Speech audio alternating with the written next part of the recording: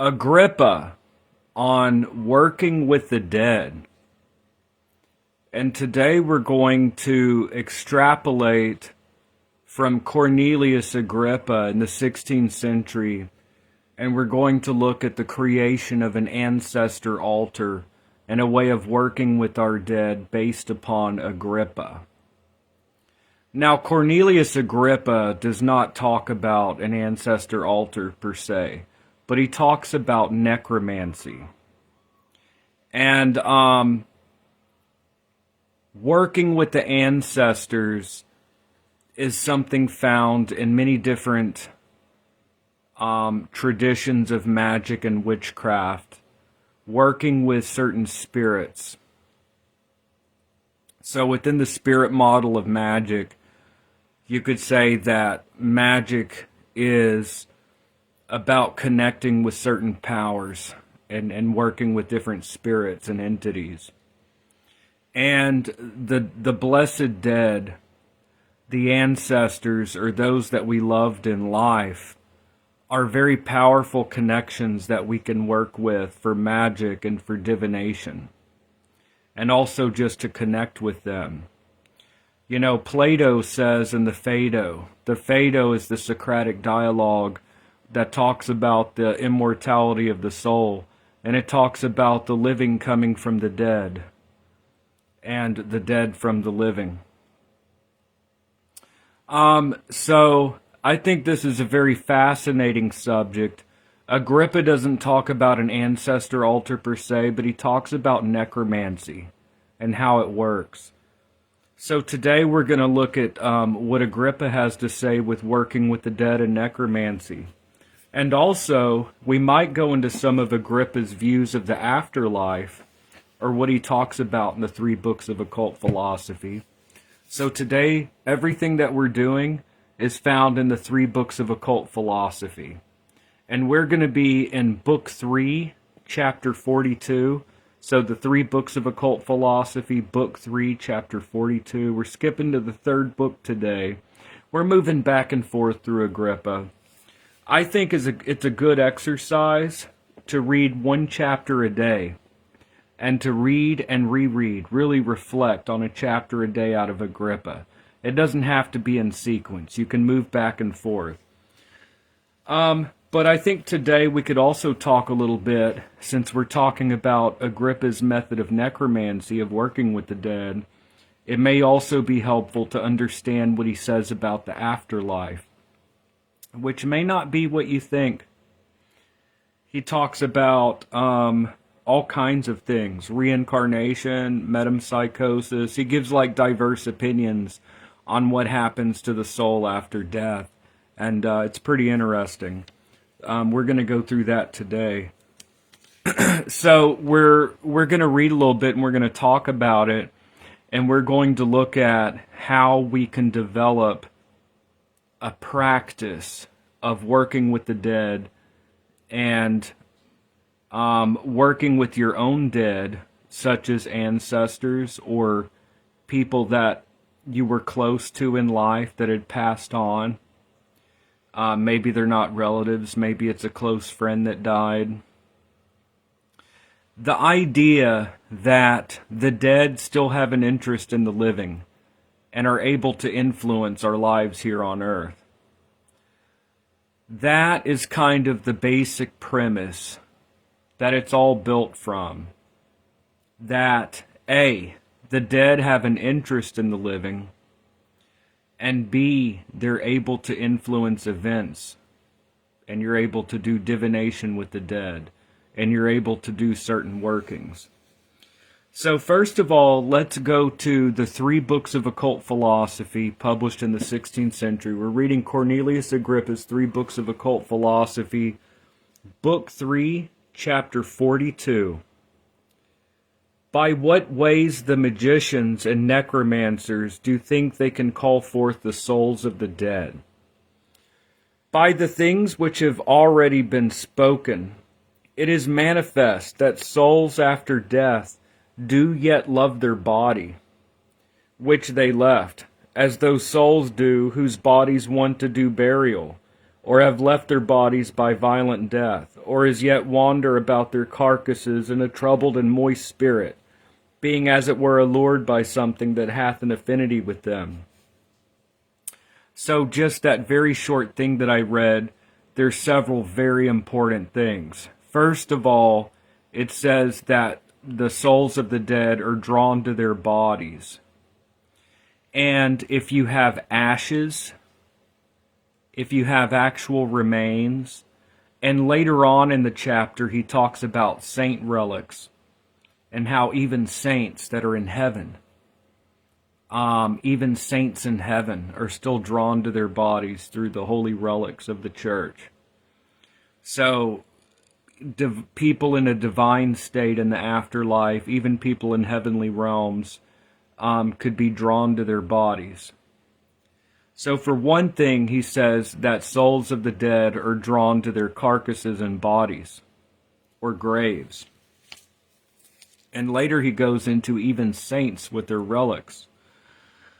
So we understand from what we read that the dead are drawn to their bodies. And I would say that, of course, ashes, if you have cremation ashes, that's a powerful link because it's a link to their body. And also the relics of saints, of course, and the ashes of people. And I would also say grave dirt. Agrippa does not say that, but I would say if you're not able to have the ashes or remains, I would say dirt from the side of their grave would be a link with the dead person. The other important thing is that Agrippa outlines different ways of dying. He talks about souls that don't have a burial, souls that want a due burial, or have left their bodies by violent death, or as yet wander about the carcasses troubled. So later on, Agrippa is going to go a little bit deeper in how some witches use that it's easier to work necromancy with those that had a rapid death, a violent death, or those that don't have a burial. But really this could be applied to anyone. So, reading that again, it's important to read and reread. By the things which have been already spoken, it is manifest that souls after death do as yet love their body which they left. As those souls whose bodies want to do burial or have left their bodies by violent death, or as yet wander about their carcasses in a troubled and moist spirit, being as it were allured by something that hath an affinity with them. So we see there these special cases where people are ripped out of life, basically. But just in general, he says, it is manifest that souls after death do as yet love their body which they left. So through ashes, cremation ashes, through dirt from a grave, through holy relics of saints, through things like that, we're able to allure the spirits of the dead. The means being known, by the which in times past they were joined to their bodies, they may easily be called forth and allured by like vapors, liquors, and savors. So it talks about the spirits of the dead being allured. Allured is to be drawn, attracted. The spirits of the dead could be attracted by like vapors, liquors, and savors. If we go to the footnote here, there's a footnote. Vapors, liquors, and savors are sacrifices of food and drink.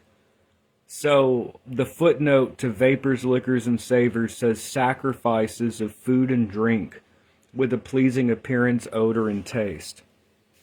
So right there, the first two paragraphs of this chapter of Agrippa on necromancy, it says that the dead are drawn to their bodies and that they could be allured with food and drink. The means being known by the which, in times past, they were joined to their bodies, they may easily be called forth and allured by like vapors, liquors, and savors. Certain artificial lights being also used, songs, sounds, and such like, singing to the dead. which do move the imaginative and spiritual harmony of the soul. Also sacred invocations and such like, which belong to religion, ought not to be neglected, by reason of the portion of the rational soul which is above nature. And he gives some examples. So the witch is said to have called up Samuel. Now, the witch of Endor that calls up Samuel, I think it's in 2 Kings, it's an actual biblical example of a witch raising the shade or the spirit of the dead.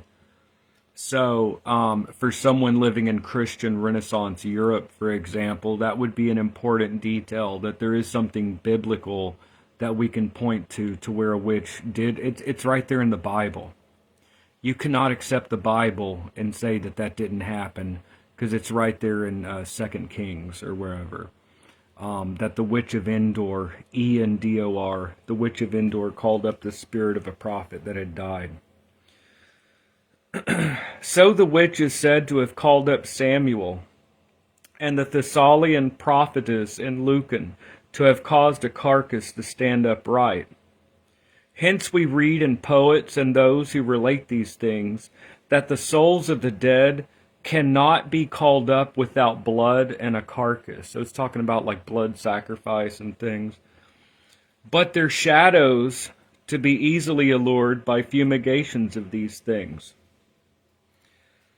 Eggs also being used, and milk, honey, oil, wine, flour, water.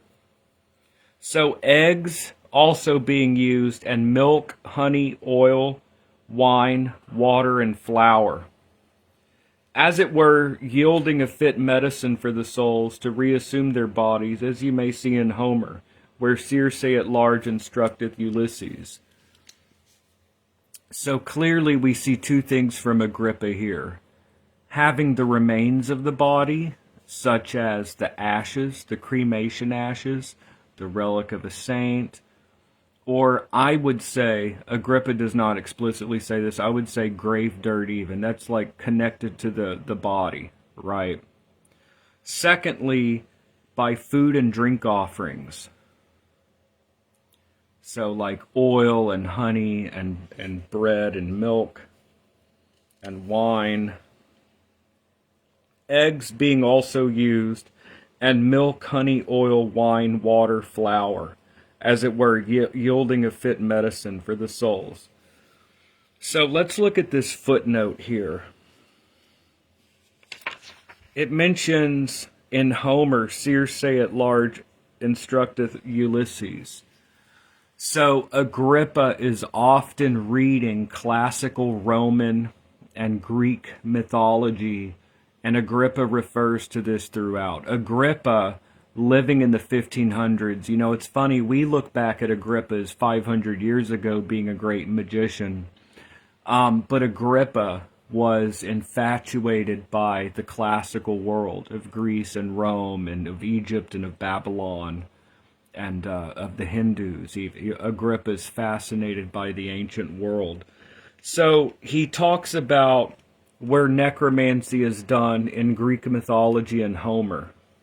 Or, Homer and the Odyssey with Ulysses. Let's take a look at this footnote. Instructeth Ulysses, Circe describes to Odysseus the necromantic ritual for calling up the shades of the dead. So now we're reading the footnote where it's quoting Greek mythology, where Circe, the witch, Circe teaches Odysseus a method of calling up the dead. And quote, dig a pit. So she's talking about digging into the ground. So Agrippa's understanding of magic, some of it comes from classical Greek and Roman lore. She says to dig a pit in the ground, and like offerings of food and then like blood sacrifice, all this is going to be put in the pit that draws the spirit. So check this out. This is from the Odyssey.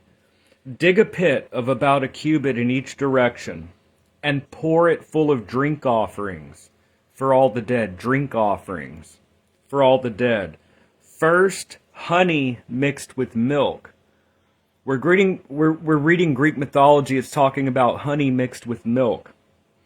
Then a second pouring of sweet wine. And the third water. And over all then sprinkle white barley.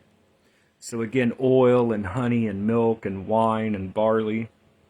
And promise many times to the strengthless heads of the parish, dead, that returning to Ithaca you will slaughter a barren cow, your best in your palace, and pile the pyre with treasures. And to Tiresias apart dedicate an all-black ram, the one conspicuous in all your sheep flocks.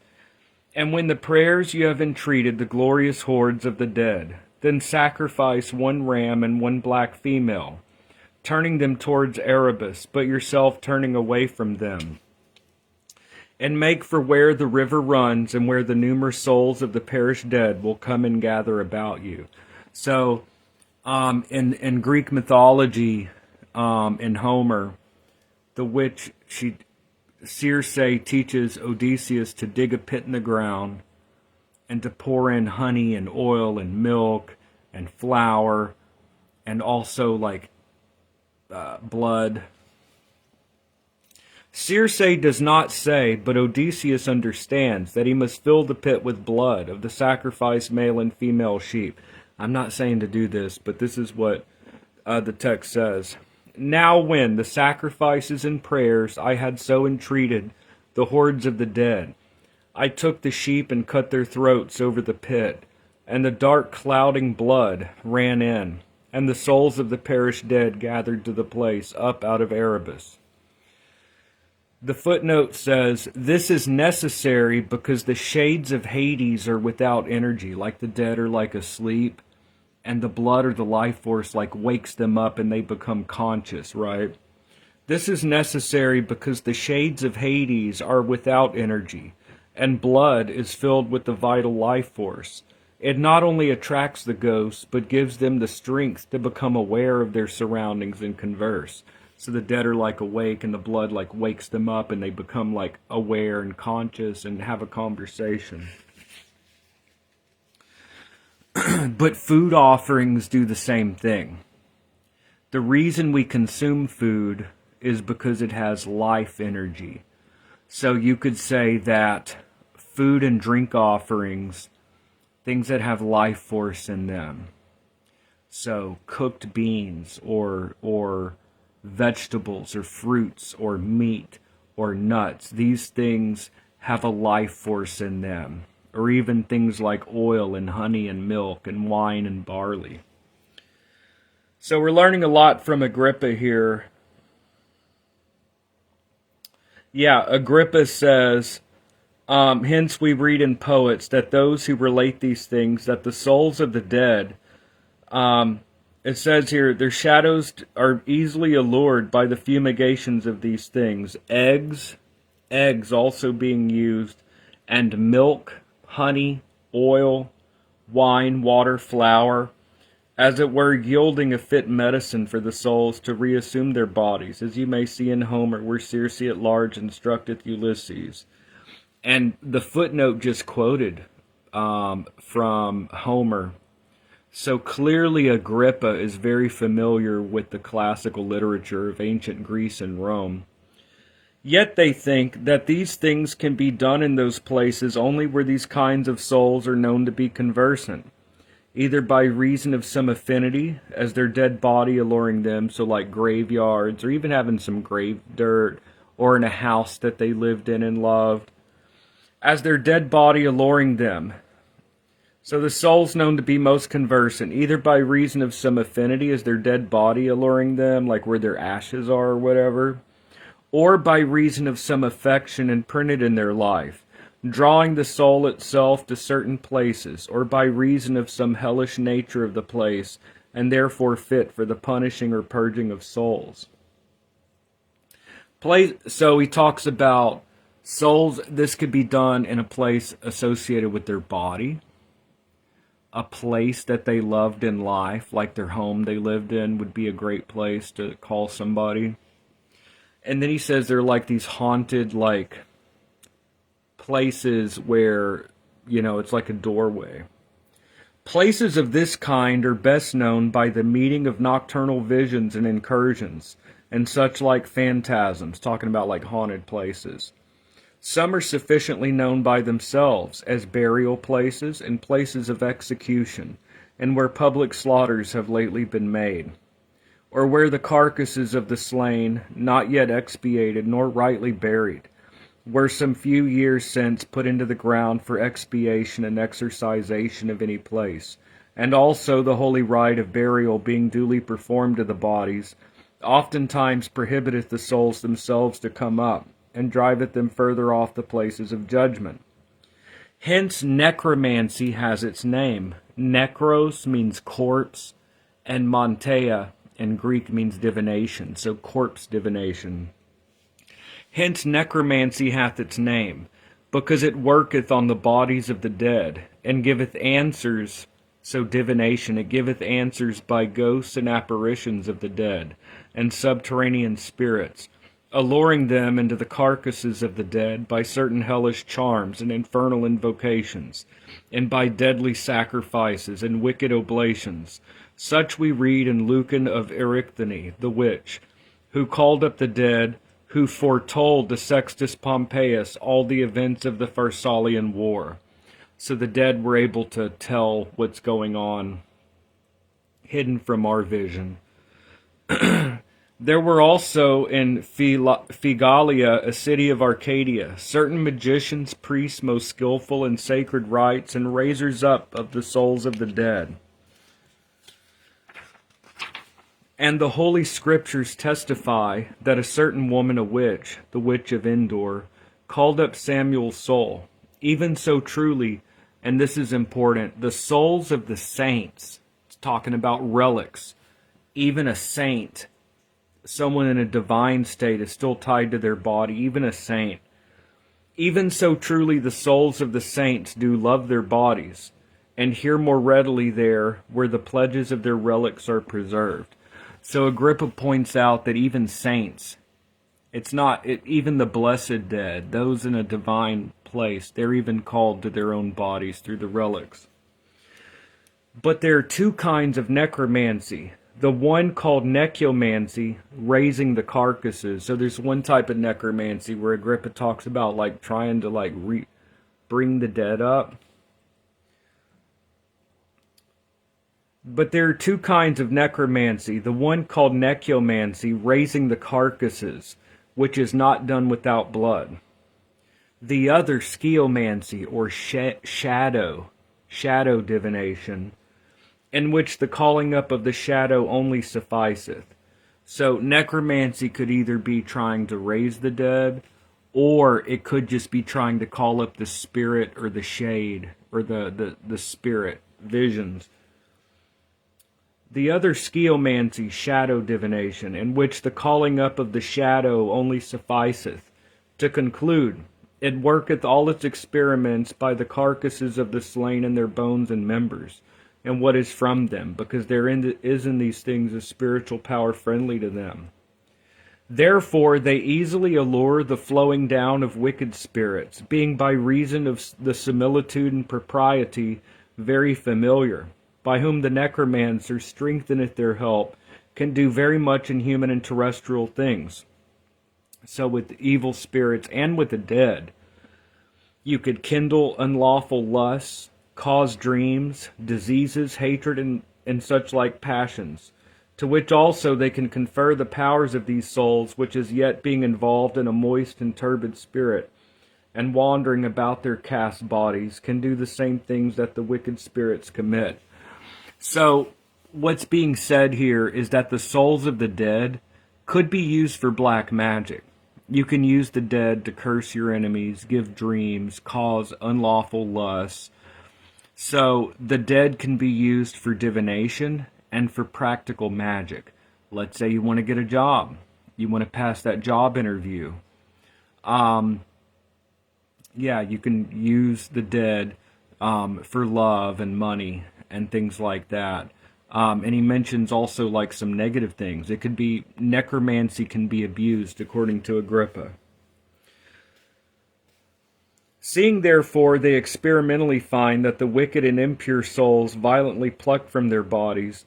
So he's talking about people that are plucked from their bodies, are not expiated and wanting burial, stay about their carcasses. So, but just in general, even the saints he brings up could be called upon with their relics. Now, let's go to the previous chapter where he talks about the afterlife. It's actually really interesting to see what Agrippa says about the afterlife, the fate of the soul after death. It may not be what you expect. Well, he gives different opinions on it. But from what we just read, the chapter on necromancy, we see that the spirits can be allured by their bodies. Let's say you have cremation ashes. I would say also grave dirt. Dirt taken from the grave site can connect with them. They're allured by things they liked and owned in life. We see in Agrippa that food and drink offerings, things that have life force like food and drink and eggs and milk and honey, may be foods that they liked in life. Now, this is a little bit of a modern witchcraft tradition, but I've heard in various traditions not to offer salt to the dead. Now, Agrippa does not mention that, but it's just something you'll hear a lot in the witchcraft community. We can't just follow what, was in the 16th century. People can form their own opinion, but me personally, I would never put salt in something working with the dead. This is what's often taught in hoodoo, and I've heard it in other traditions, not to give salt to the dead. So Agrippa does not explicitly mention this, but it's something that I've seen in studying different traditions, and what I recommend is to not put salt in any kind of food offering, but I want people to come to their own conclusions. So what does Agrippa say about the afterlife? Chapter 41 of Book 3. What concerning man after death? Diverse opinions. He talks about basically what Platonism teaches, that in Plato it teaches that human beings can reincarnate as animals. So let's take a look at this.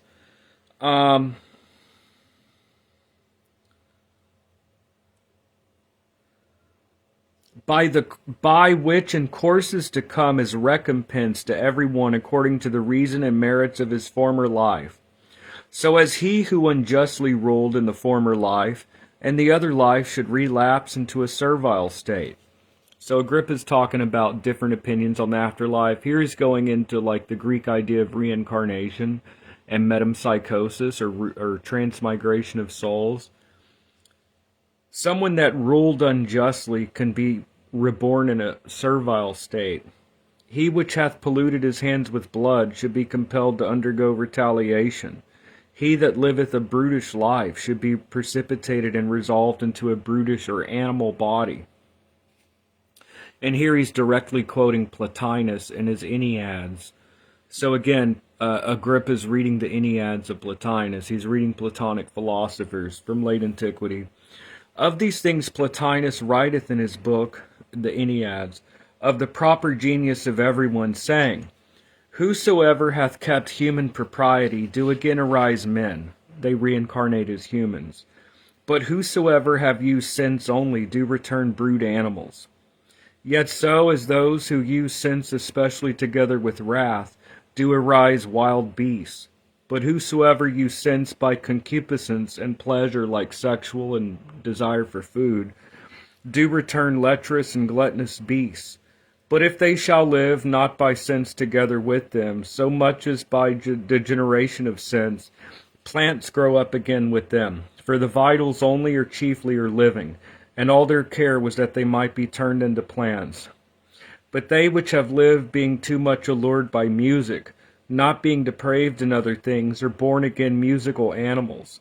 And they which have reigned without reason become eagles, unless they have been tainted with any wickedness. But he which hath lived civilly and virtuously returns a man. So that's basically,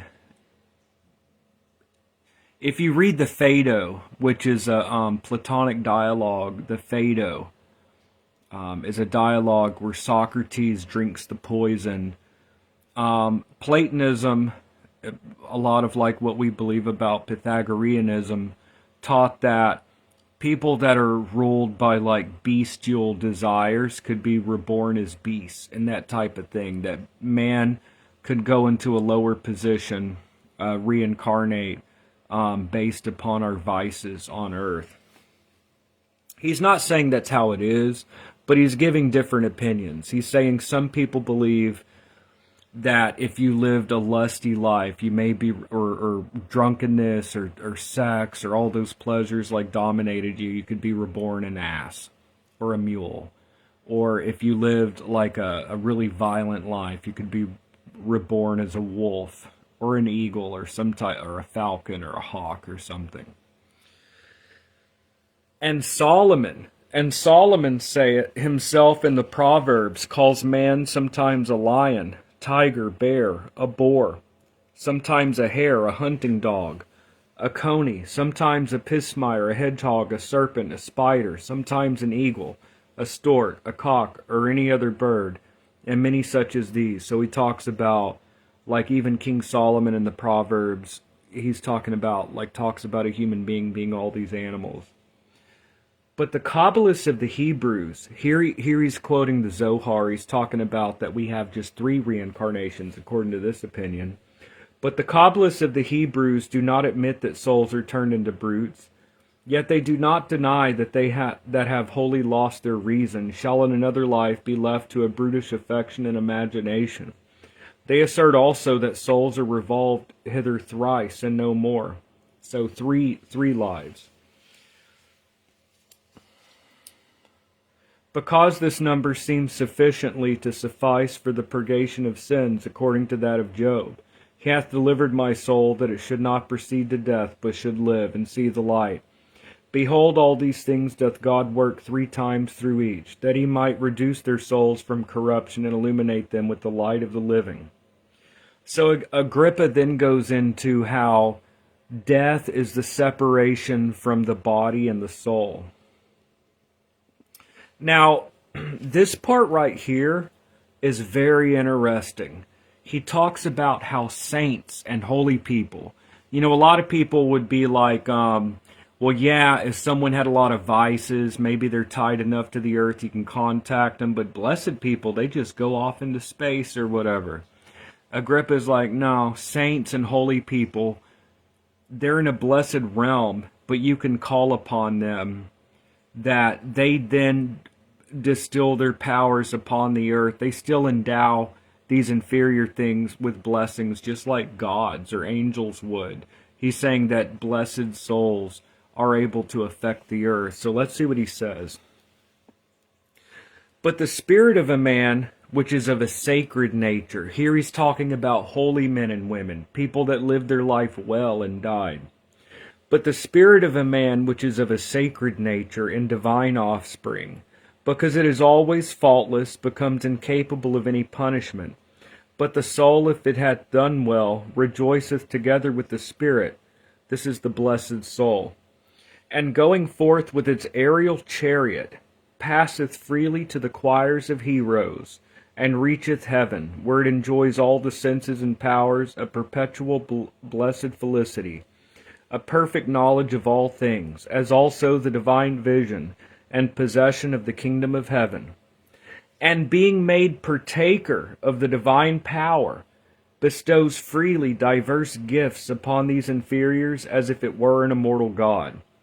So Agrippa is saying that blessed people in heaven and saints, it says, being made partaker of the divine power, bestows freely diverse gifts upon these inferiors, as if it were an immortal God.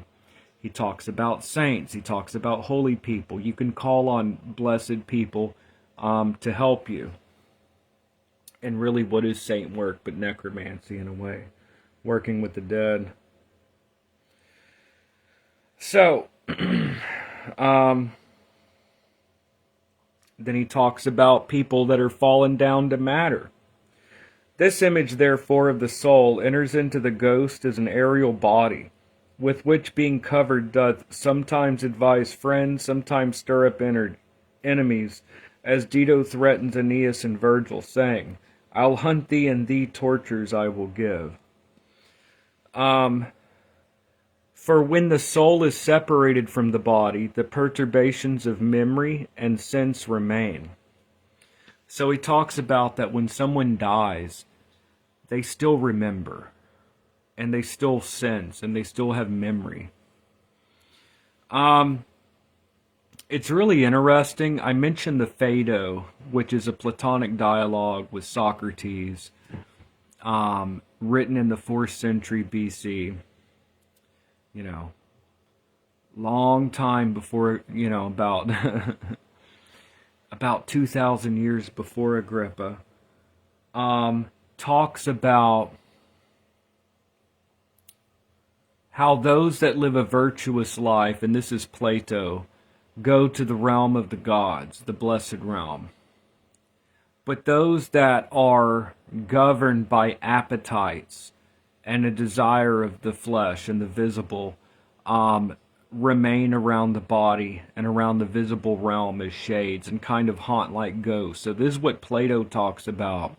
He talks about the blessed souls going up and those that are drawn towards material pleasures and things being drawn back down towards the visible and not following the guardian spirit into Hades, is instead drawn about the physical until eventually the spirit is drawn towards where they need to go. But for a while they haunt their graves and things like that.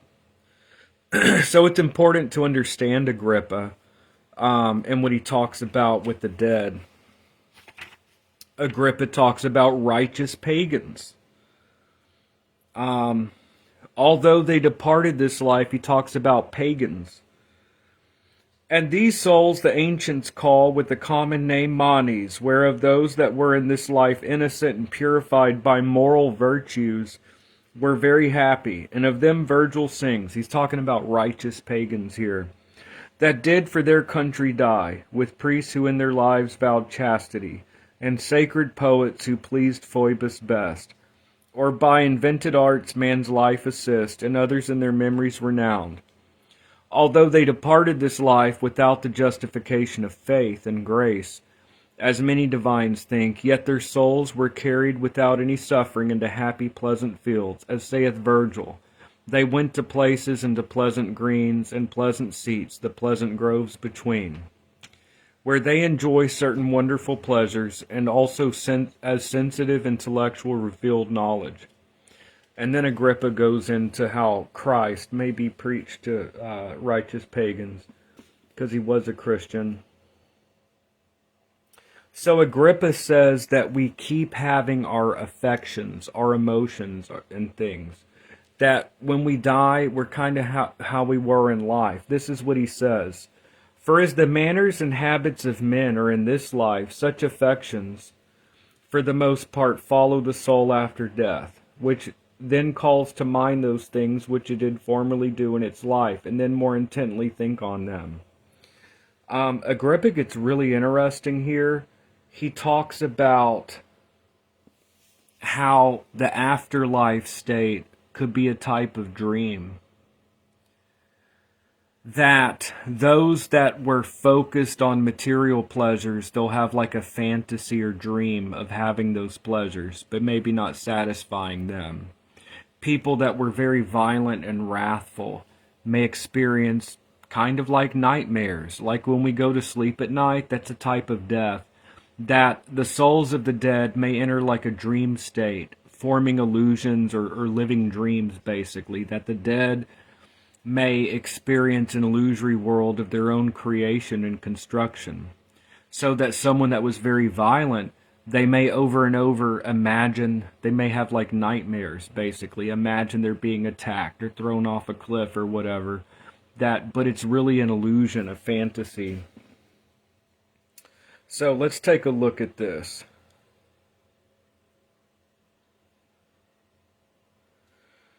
But they are most, let's see here. For as much as the diverse offices of life cease, as those of nourishing, growing, generating, and various occupations of sense, and human affairs and comforts, and obstacles of a grosser body, then are represented to the fantastic reason. Where he says fantastic reason, he's referring to fantasy, imagination. So they're having an illusion. Fantastic reason is the fantasy or imagination. Then are represented to the fantastic reason those species, the things they desired while they were in the body, which are so much the more turbulent and furious. By how much in such souls there lies hid an intellectual spark, more or less covered, or altogether extinct, into which are then by evil spirits conveyed species either most false or terrible. Whence now it is tormented in the concupiscible faculty, by the concupiscence of an imaginary good, people that desire, like, greed for money, or people that were obsessed with sex or material pleasures. Whence now it is tormented in the concupiscible faculty by the concupiscence of an imaginary good, or of those things which it did not formerly affect in its lifetime, being deprived of the power of enjoying them, although it may seem to itself sometimes almost to obtain its delights. All right, and then he talks about people that are governed by wrath. You know, even Plato talks about, a lot of systems that believe in reincarnation also believe that you may have punishment and reward in the afterlife. Like Plato talks about it, and this is pagan Greek. They believed in metempsychosis or reincarnation. Yet they believed that between lives, you may have to be purified of certain faults. That if you lived a very unvirtuous life, you may be purified. Or if you lived a very virtuous life, you may go to a blessed realm between lives. And you see this also in some forms of Hinduism. You see it in some forms of Buddhism. So a lot of systems that do teach reincarnation, which Agrippa does talk about reincarnation, there is also the possibility of being rewarded or punished. And Agrippa is here talking about kind of like a hell, but what he's talking about is an imaginary. It's like going to sleep and you dream. Like the dead are not always just there watching us, just right there conscious. That the dead may go in and out of dream, like having different dream scenarios or whatever. So now he's talking about someone that was very wrathful and angry in life. But they are most cruelly tortured in the irascible faculty with the hatred of an imaginary evil. It's imaginary. Into the perturbations thereof is also false suspicions and most horrible phantasms. They then fall. So they're imagining these things. They then fall. And there are represented to them sad representations. Sometimes of the heavens falling upon their heads. So it's like a nightmare. It's not real. It's a dream. Sometimes of the heavens falling upon their head, sometimes of being consumed by violent flames, sometimes of being drowned in a gulf, sometimes of being swallowed up into the earth, sometimes of being changed into diverse kinds of beasts, sometimes of being torn and devoured by ugly monsters, sometimes of being carried abroad through wood, seas, fire, air, and through fearful infernal places, and sometimes of being taken and tormented by devils. So it's like a dream state. Check this out. All which we conceive happens to them after death, no otherwise than in this life to those who are taken in a frenzy. Where he's talking about in a frenzy, he's talking about mental illness and hallucination. So he's saying these things are illusions. Like someone taken in a frenzy or melancholy distemper. He's talking about someone hallucinating and being mad.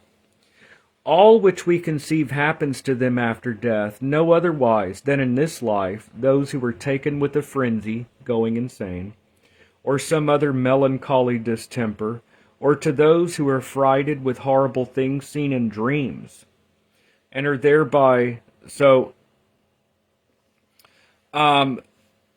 So, horrible representations of sins terrify those souls after death as if they were in a dream, and the guilt of wickedness drives them headlong through diverse places, which therefore Orpheus calls the people of dreams, saying the gates of Hades cannot be unlocked. Within is a people of dreams.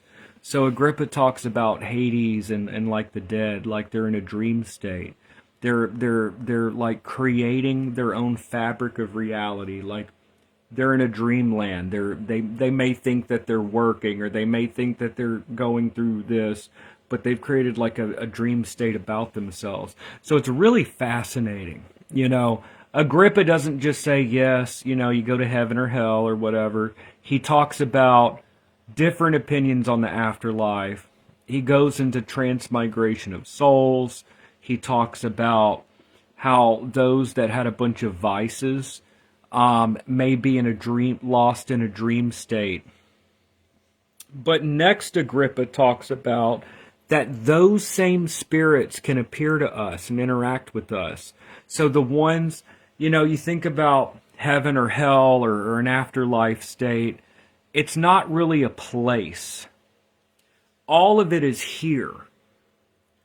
So since all of it is here, we are able to interact with spirits in a blessed realm, and we're able to interact with people in a kind of a negative state after death. So even if someone is in like a hellish state after death, we're able to have an interaction. If someone's in a blessed realm, we're able to have an interaction either way. This is what Agrippa says. Such wicked souls, talking about like the negative spirits that are not in a great place, they could be contacted. This is what Agrippa says. Such wicked souls, therefore, enjoying no good places, when wandering in an aerial body, they represent any form to our sight, like we could see them.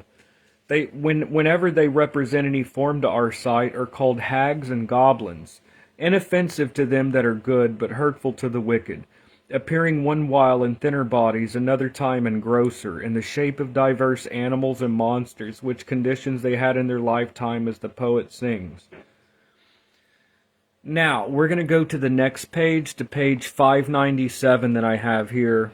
He talks about how the dead could possess animals and even possess people. So what Agrippa's saying is there are different opinions on what happens after you die. Some people believe there's a transmigration of souls, reincarnation. But even if there is a reincarnation, the afterlife state, if they lived a very virtuous life, they may be in a heavenly realm. If they lived a corrupt life, they may be in kind of a hellish, dreamlike world of their own creation. But either way, we could have an interaction, that the dead are even able to possess animals and possess humans. This is what Agrippa says. These souls sometimes do inhabit, not these kinds of bodies only, but by a too great affection of flesh and blood, transmute themselves into other animals, and seize upon the bodies of creeping things and brutes, entering into them, what kind soever they be of, possessing them like demons. So, spirits of the dead can possess animals like demons. Pythagoras is of the same opinion, and before him Trismegistus, asserting that wicked souls do oftentimes go into creeping things and into brutes. Neither do they as essential forms vivify and inform those bodies, but as an inmate dwell there as in a prison, or stand near them by a local distance as an internal mover of the things moved, or being tied to them or tormented as Ixion to the wheel of serpents, Sisyphus to a stone. And here he talks about that dead people can possess human beings too. They can possess human bodies. Neither do they enter into brutes only, but sometimes into men, as we have spoken concerning the soul of Naboth, which went forth a lying spirit in the mouth of the prophets. Hence some have asserted that the lives or spirits of wicked men, going into the bodies of some men, have disturbed them and sometimes slew them. So Agrippa says that some dead people are even said that they possess someone and harmed them or even made them kill themselves. which is more fortunately granted unto blessed souls, that like good angels they should dwell in us. Now here he's talking about the negative spirits, negative dead, could possess us. They can possess cats and dogs. They can possess humans. Now he's going to talk about the positive souls, the blessed dead, which is more fortunately granted unto blessed souls, that like good angels, the blessed dead, like good angels, they should dwell in us and enlighten us, as we read of Elias, that he being taken from men, his spirit fell upon Elisha. And elsewhere we read that God took of the spirit which was in Moses and gave it to the 70 men. Here lies a great secret, and not rashly to be revealed. So Agrippa talks about how spirits in kind of a negative place could affect us, but also the blessed dead could enlighten us and spur us to positive, good things. So what Agrippa is saying is the state of the soul in the afterlife, whether you're in a negative place or a good place, you're able to have an interaction. Negative spirits, negative souls of the dead could even possess animals and humans. And blessed souls of the dead are like angels. They can enlighten us, and which is more fortunately granted unto blessed souls, that like good angels they should dwell in us and enlighten us. As we read of Elias, that he being taken from men, his spirit fell upon Elisha. This next part is cool. He talks about revivifying a dead body, like raising the dead. Sometimes also, which is yet very rare, souls are driven with such a madness that they do enter the bodies not only of the living, but also by a certain hellish power wander into dead carcasses, and being as it were revived, commit horrible wickedness. And then Agrippa goes into the last judgment and the resurrection of the dead, which is a Christian doctrine. So I just thought that was an interesting thing to do, is to read through what Agrippa says about necromancy, but in order to really understand that, to read so that's chapter 42 of book 3 of the 3 books of occult philosophy, but to go back to the previous chapter and look at what Agrippa said about the afterlife. Clearly, he ends up agreeing with the Christian doctrine of the final judgment and resurrection of the body.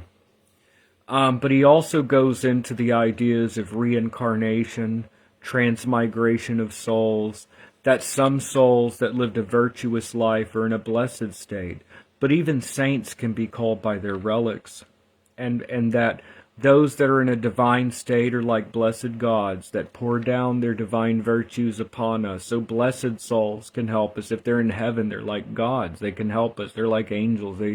They can pour down their blessings upon us as divine partakers of the divine power. And also, even souls that are in a negative state could appear to us, and Agrippa says that they appear as hags and goblins and things. So it's pretty interesting reading Agrippa's perspective on this in the 16th century. And he quotes a lot of classical material. But what we basically get from this in chapter 42, he talks about how necromancy can work. He says that the dead are attracted to their remains. So if you have a piece of a dead body, maybe you don't have that, the ashes in the urn, the cremation remains are a powerful link. I would say grave dirt taken from the grave site that also has a connection to the body. So Agrippa says that in the theory and practice of necromancy, the dead are drawn to their remains. I would say also grave dirt. That we could allure the dead by the things they liked in life. Your grandfather's Zippo lighter, or your somebody's wallet, something they loved in life. Food and drink offerings, I recommend no salt. No salt. That's just my recommendation. It's what you hear a lot in witchcraft traditions. Just what I've always followed. I recommend no salt. But Agrippa doesn't mention it. He mentions bread and wine and oil and honey. So food offerings have some life force to them. So we see having like an urn with the ashes or some grave dirt, doing a ceremony with lit candles and offering some food and drink to the dead. And that with the dead, we can do divination because they can go through walls. The dead can see things that maybe we can't. They don't have a perfect knowledge of the future, but they're a little bit further seeing than us. So you can work with the dead for divination and magic work. That also, I would say that the dead can speak to you in dreams. If you're working with the dead or your ancestors, pay attention to dreams. Pay attention to the passage of events. You may notice that a picture of the person falls off the wall, or you may smell the perfume of the person. These are ways that they can make their presence known. So I think that if you work with the dead, it's important to pay attention to signs and omens. You may smell the perfume. The picture of your grandfather may fall to let you know they're there. So putting all of this together, I would say that for working with the dead, just in general, it's good to work with ancestors or the blessed dead, someone that you know. I wouldn't do it with a stranger, honestly. Someone that you knew in life, if they passed on, you want to work with them. It's good to have grave dirt or something that connects with them, their bodies, something they owned. They're drawn towards the things they liked in life. So having items that belong to them, lighting candles, saying prayers, and food offerings. I think it's good for a Saturday, honestly. I think once a week, one day out of the week to ancestors. You don't have to do it every day, but I'd say every Saturday is a good day. Saturn is associated with the dead. I'd say every Saturday as an example. You can do it other ways. I'd say every Saturday especially. Light some candles to your dead. Look at their pictures. Remember them. Talk to the dead. Begin that communication. And Agrippa says that this is done through remains. I would say also graveyard dirt. I would extrapolate that. That they're drawn towards the things they liked in life. Food and drink offerings. Things like that. So putting this all together, having pictures of the dead, having their ashes in an urn, or even some graveyard dirt, I would say, Agrippa doesn't say that. I would say that though. And I would say having items that belong to them in life. These are like divine allurements. They allure, they call the dead.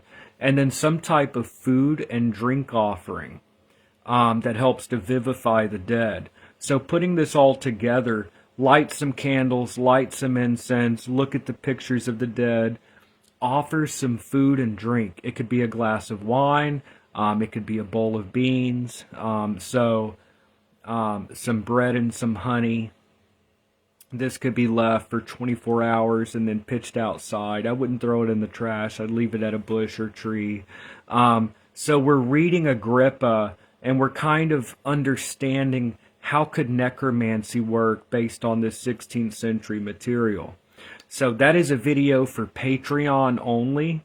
And so that's just a quick video on necromancy for Patreon.